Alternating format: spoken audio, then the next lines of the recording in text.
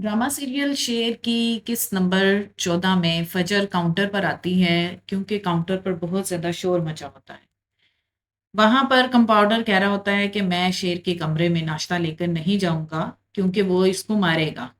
फजर उसको कहती है कि ऐसी कोई बात नहीं है, तुम नाश्ता लेकर चलो, मैं तुम्हारे साथ चलती हूँ। वो कंपाउंडर के साथ शेर के कमरे में आती है। शेर दीवार पर कुछ लिख रहा होता है और वो कंपाउंडर को भौ करके डराने की कोशिश करता है।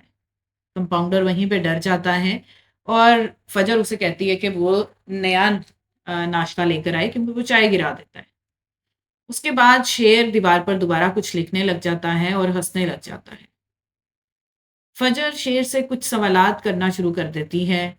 वो उससे उसका नाम, उसकी माँ का नाम, उसकी बाप का नाम, ये सारी चीजें पूछती है। शेर उसे कहता है कि उसे तमाम चीजें याद हैं, वो कुछ भी नहीं भूला। वो तमाम नाम बताता है और उसे ये भी कहता है कि तुम्हारा नाम भी मैं बता सकता हूँ। और उसका पूरा नाम बताता है उसकी कास्ट के साथ, फजर शुजात मलक। तो फजर उसका मुंह देखने लग जाती है। फजर सोचती है कि ये तो मामला कुछ और है। वो डॉक्टर से कहती है कि इसके तमाम टेस्ट रिपीट कराए जाएंगे क्योंकि जो टेस्ट उसने और जो स्कैन्स उसने देखे हैं उसमें इसकी दिमागी हालत इतनी ख़राब नहीं जितनी के टेस्ट में है। वो दोबारा शेर के कमरे में जाती क्योंकि शेर बेल पे बेल बजाए जाता है। वो देखती है कि शेर के बाजू और टांगे चेन से बांधे हुए हैं। वो बड़ी परेशान हो जाती है। वो शेर के करीब आती है और उसका बाजू देखती है जो चेन से जख्मी हुआ होता है। वो उसको मरहम लगाती है वहां पर और चेन जो उसके पैरों और हाथों पे लगी होती है उसको खोल देती है। वो कहती है कि तुम क्या चाहते हो? वो कहता है कि मैं बाहर जाना चाहता हूँ। और वो उससे कहती है कि तुम बाहर इसलिए नहीं जा सकते क्योंकि तुम लोगों से बुरा सलूक करते हो और उन्हें मारते हो। वो कहता है ऐसा सलूक कहीं नहीं होता मरीज के साथ कि उसको बांधा जाए और इस तरह से रखा जाए। और लोग जो बाहर हैं वो उसे उकसाते हैं कि वो उनको मारे या उनके साथ इस तरह का अमल करे। तो अगर कोई कुछ नहीं कहेगा तो वो भी आराम से रहेगा।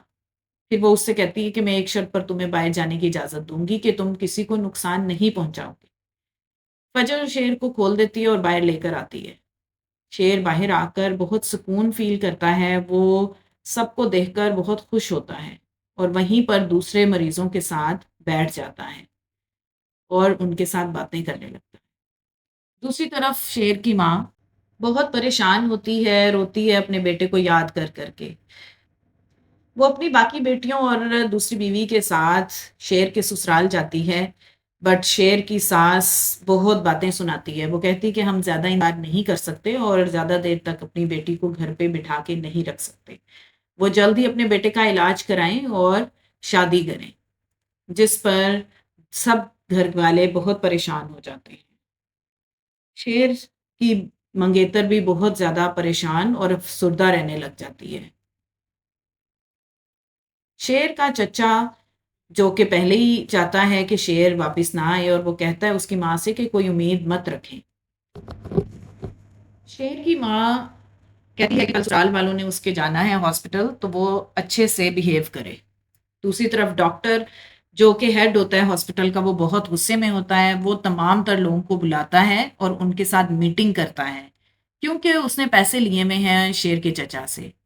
वो फजर को बहुत डांटता है और उसे कहता है कि वो सिक्योरिटी मेजर्स का बिल्कुल भी ख्याल नहीं करती और किससे पूछकर उसने शेर की चेन्स खोल दी और उसको तमाम मरीजों के साथ बैठने की इजाज़त दी। जिस पर फजर उसे कहती है कि हमें ऐसा ही सिखाया गया है, ये इजाज़त किसी को नहीं कि किसी मरीज को बांध कर रखें। और वो तमाम टेस्ट भी रिपीट करा रही है उसे क्योंकि उसे मुकम्मल डायमेंशिया नहीं बल्कि पार्शियल डायमेंशिया जो कि साइकोलॉजी की एक बीमारी है वो है। तो इसलिए वो रिपीट कराना चाहती है। बाकी डॉक्टर बहुत ही बुरे अंदाज में एक दूसरे को देखते हैं क्योंकि उन्हें पता है कि बड़े डॉक्टर ने पैसे खाए हुए हैं और ये तमाम लोग मिले हुए हैं।